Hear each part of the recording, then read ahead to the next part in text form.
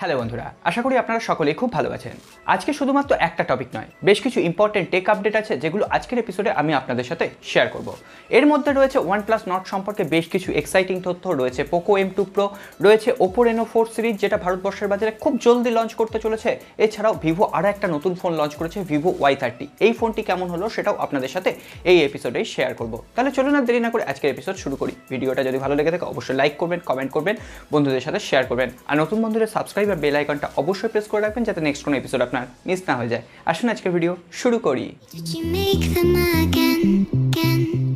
প্রথমেই আমরা শুরু করব Poco M2 Pro এই ফোনটাকে দিয়ে। আপনারা সকলেই জানেন এই ফোনটি ফ্লিপকার্টে আগামী 7ই জুলাই লঞ্চ করতে চলেছে। প্রথম দিকে বেশ কিছুটা এক্সপেকটেশন ছিল, তারপরে যখনই কনফার্ম হয়ে গেল এটা একটা রিব্র্যান্ডেড ভার্সন হবে Redmi Note 9 Pro Max এবং Redmi Note 9 Pro এর সংমিশ্রণে, তখন কিন্তু এই হাইপ ক্রিয়েট করাটা অনেকটাই কমে গেছে। আর আপনারা সকলেই জানেন যে পোকো কিন্তু প্রত্যেক দিন নতুন নতুন ফিচার সম্পর্কে একটা ফ্লিপকার্টে টিজার দিচ্ছে, ওই রিভিল করছে বলতে পারেন। তো সেক্ষেত্রে গতকাল কিন্তু ওই পেজে আর একটা নতুন ফিচার্স রিলিজ হয়েছিল যে এই ফোনটিতে আন্ডার ওয়াটার ফটোগ্রাফি আপনি করতে পারবেন। তার মানে কি এই ফোনটিতে 15,000 টাকার প্রাইস পয়েন্টে IP68 রেটিং থাকছে। এইভাবে অনেক ধরনের ভুয়ো খবর কিন্তু বাজারে ছড়িয়ে গেছে, যেটা সাধারণত হাইপ ক্রিয়েট করার জন্য ছড়ানো হয়ে থাকে। এখানে নতুন করে বলে দিই, এখানে কোনো রকম IP68 রেটিং থাকছে না। এখানে যেটা থাকছে plus proof design. Plus proof design মানেটা হচ্ছে এখানে হালকা ফুলকা জলের ছিটে লাগলে আপনার ফোনটা রক্ষা পাবে। এটাও সত্যি কথা, এখানে যদি আপনার ফোনটির ভেতর কোনো রকম জল লেগে ফোনটি নষ্ট হয় তাহলে কিন্তু আপনি কোনো রকম ওয়ারেন্টি পাবেন না। আপনি সার্ভিস সেন্টারে গেলে আপনাকে ওটা চার্জেবল পয়সা দিয়েই কিন্তু ঠিক করতে হবে। সুতরাং IP68 এই যে ফ্ল্যাশ প্রুফ ডিজাইন এই সমস্ত নিয়ে মাথা ঘামাবেন না। এটা একদম সরাসরি আপনি ধরে রাখতে পারেন Redmi Note 9 Pro Max এবং Redmi Note 9 Pro এর সংমিশ্রণে একটা রিব্র্যান্ডেড ভার্সন হবে এবং ফোনটির দাম হবে ওই 15,000 টাকার মধ্যেই। তো আমরা পরের খবরে চলে যাই। পরের খবরটা কিন্তু আপনাদের জন্য আরও এক্সাইটিং, OnePlus নট।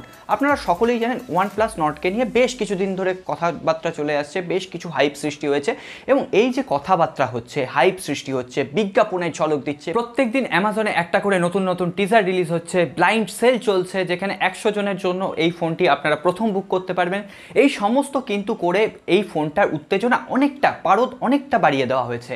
এই ফোনটির কিন্তু আমার মতে পারদ চড়ানোর অত দরকার নেই, কারণ বাস্তবটা কিন্তু অনেকটা আলাদা। যখন দেখবেন বাস্তবে ফোনটা লঞ্চ করছে, হয়তো আমাদের অনুমানের সাথে এই বাস্তবের স্পেসিফিকেশন অথবা আমরা যে অ্যাগ্রেসিভ প্রাইস পয়েন্টে ফোনটা ভাবছি সেই অ্যাগ্রেসিভ প্রাইস পয়েন্টে হয়তো ফোনটা লঞ্চ করলো না। এই ধরনের এক্সপিরিয়েন্স আমাদের আছে, সুতরাং এত ভাবনা চিন্তার কোনো কারণ নেই। আর খুব তাড়াতাড়ি ভারতবর্ষের বাজারেও কিন্তু এই ব্লাইন্ড সেল অর্থাৎ 100 জন খুব তাড়াতাড়ি এই ফোনটাকে কিনতে পারবেন, প্রথম বুক করতে পারবেন, এই একটা আসবে অ্যামাজনে।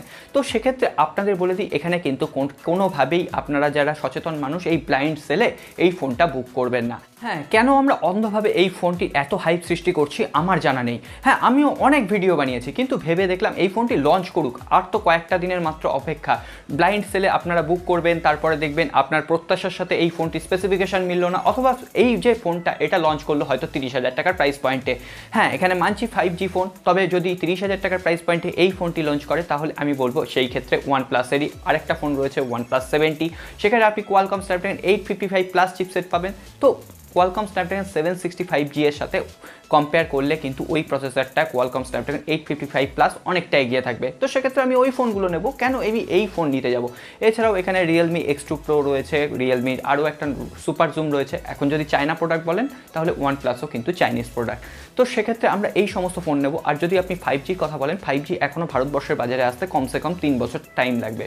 তো সুতরাং আমার মনে হয় না 5G আছে এই নিয়ে হাইপ সৃষ্টি করার কোনো মানে আছে। এছাড়াও এই ফোনটির যে ফ্রেমটা হবে সেটাও কিন্তু পলিকার্বনেট, সুতরাং আপনি যদি একটা 50,000 টাকার ফোনের বিল্ড কোয়ালিটির সাথে এই ফোনটির বিল্ড কোয়ালিটি মিলিয়ে ফেলেন তাহলে কিন্তু সেটা অতটাও আপনার মিলবে না। সুতরাং ফোনটা লঞ্চ করুক, অবশ্যই আমাদের সমস্ত এক্সপিরিয়েন্স আপনারা ইউটিউবারদের কাছ থেকে জানুন, অনেক সৎ রিভিউয়ার আপনি পাবেন, তাদের কাছ থেকে জানুন, তারপরে ফোনটার সম্পর্কে আপনারা ভাবনা চিন্তা করবেন।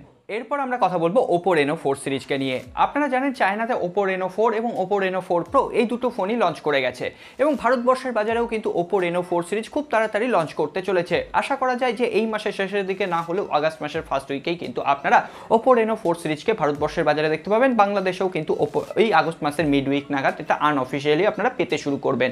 অবশেষে মুকুল শর্মা স্টাফ লিস্টিংয়ে আজকে একটা নতুন টুইট করে জানিয়ে দিয়েছেন Oppo Reno 4 সিরিজে কিন্তু চায়নাতে যে ডিসপ্লে সাইজ ছিল তার থেকে আলাদা ডিসপ্লে সাইজে কিন্তু ভারতবর্ষের বাজারে লঞ্চ হবে এবং ভারতবর্ষের যে Oppo Reno 4 সিরিজ আসবে সেখানে কিন্তু হায়ার রিফ্রেশ রেট ইউজ করা হবে Oppo Reno 4 Pro এই ফোনটির ক্ষেত্রে।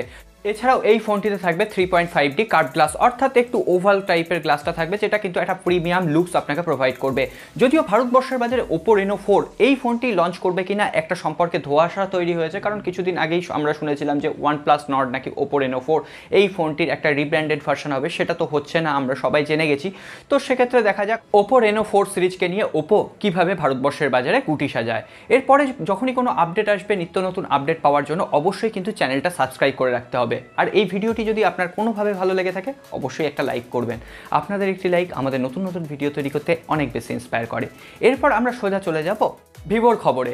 ভিভো ভারতবর্ষের বাজারে লঞ্চ করিয়ে দিয়েছে ভিভো Y সিরিজের ভিভো Y30 ফোনটি 14,990 টাকার প্রাইস পয়েন্টে, এবং এই ফোনটির base variant 4GB 128GB internal memory. এছাড়াও ট্রিপল কার্ড স্লট থাকছে, যেখানে আপনি দুটো সিম এবং একটি microSD card at a time use করতে পারবেন।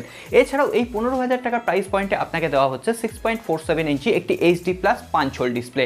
এবং এখানে কী ধরনের গ্লাস প্রোটেকশন ইউজ করা আছে এখনও পর্যন্ত কনফার্মেশন নেই, আমি অনেক ঘেটে ঘুটেও কিন্তু এটা জোগাড় করতে পারিনি কী গ্লাস প্রোটেকশন আছে।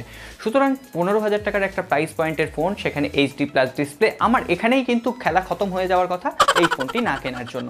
এছাড়াও ফোনটিতে প্রসেসর হিসেবে রয়েছে মিডিয়াটেকের Helio P35 প্রসেসর, যেটাও একটা উইক প্রসেসর এই প্রাইস রেঞ্জে। এটা তো একটা 8 থেকে 10,000 টাকার ফোনে হলে তবে না হয় মেনে নেওয়া যেত, তাও হয়তো আমি মানতে পারতাম না। তো এরপরে যদি আমরা ক্যামেরা সেকশন নিয়ে কথা বলি, কোয়াড ক্যামেরা সেটআপ থাকছে, 13 মেগাপিক্সেলের প্রাইমারি ক্যামেরা, 8 মেগাপিক্সেলের ওয়াইড অ্যাপারচার লেন্স, 2 মেগাপিক্সেলের ডেপথ মোড ক্রিয়েট করার জন্য, এবং 2 মেগাপিক্সেলের ম্যাক্রো লেন্স। এছাড়াও আপনি সেলফি তুলতে ভালোবাসলে আপনার জন্য থাকছে 8 মেগাপিক্সেলের একটি সেলফি ক্যামেরা, 5000 মিলিঅ্যাম্পিয়ারের ব্যাটারি থাকছে, USB Type-C পোর্ট থাকছে, যদিও এখানে কোনো রকম ফাস্ট চার্জার অ্যাভেলেবেল থাকছে না। সুতরাং ওভারঅল কিন্তু লোক ঠকানোর জন্য একটা ভালো প্যাকেজ বলতে পারেন। এইটা ফোনটা যদি আমি 10,000 টাকার প্রাইস পয়েন্টে পেতাম হয়তো একবার ভেবে দেখতাম, 15,000 টাকার প্রাইস পয়েন্টে কোনো রকম কথাই বলা যায় না।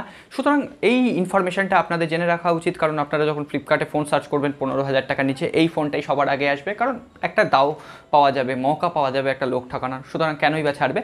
তো আপনাদের জানিয়ে দিলাম এই ফোনটা থেকে অবশ্যই বিরত থাকবেন। এরপরে লেনোভোর আরও একটা ফোন কিন্তু ব্লুটুথ সার্টিফিকেশন সেকশনে এনলিস্টেড হয়েছে, এছাড়াও গুগল প্লে কনসোলেও কিন্তু এনলিস্টেড হয়েছে, লেনোভো K11 পাওয়ার। যদিও এটা কোনো নতুন ফোন নয়, এটা কিন্তু মোটোরোলা মোটো G8 লাইট এই ফোনটার একটা রিব্র্যান্ডেড ভার্সন। এই ফোনটিতেও মিডিয়াটেকের Helio P35 প্রসেসর থাকছে, এছাড়াও এখানে HD+ ডিউডপ নচ ডিসপ্লে থাকছে। এরপরে যদি আমরা ফোনটি ক্যামেরা সেকশন নিয়ে কথা বলি, ট্রিপল রেয়ার ক্যামেরা থাকছে, 16 মেগাপিক্সেলের প্রাইমারি ক্যামেরা, 2 মেগাপিক্সেলের ডেপথ মোড ক্রিয়েট করার জন্য, এবং 2 মেগাপিক্সেলের একটি ম্যাক্রো লেন্স, 8 মেগাপিক্সেলের একটি সেলফি ক্যামেরা থাকছে, 5000 মিলিঅ্যাম্পিয়ারের ব্যাটারি থাকছে, অ্যাজ ওয়েল অ্যাজ কোনো রকম এখানে ফাস্ট চার্জার অ্যাভেলেবেল থাকছে না। সুতরাং এই ফোনটিও 10,000 টাকার প্রাইস পয়েন্টে ইন্ডিয়ার বাজারে লঞ্চ করছে।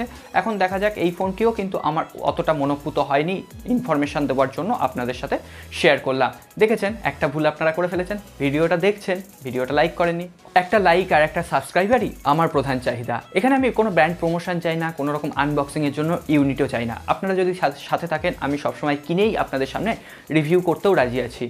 তাই আর জোর করছি না, বাকিটা আপনাদের হাতে। খুব ভালো থাকবেন, সুস্থ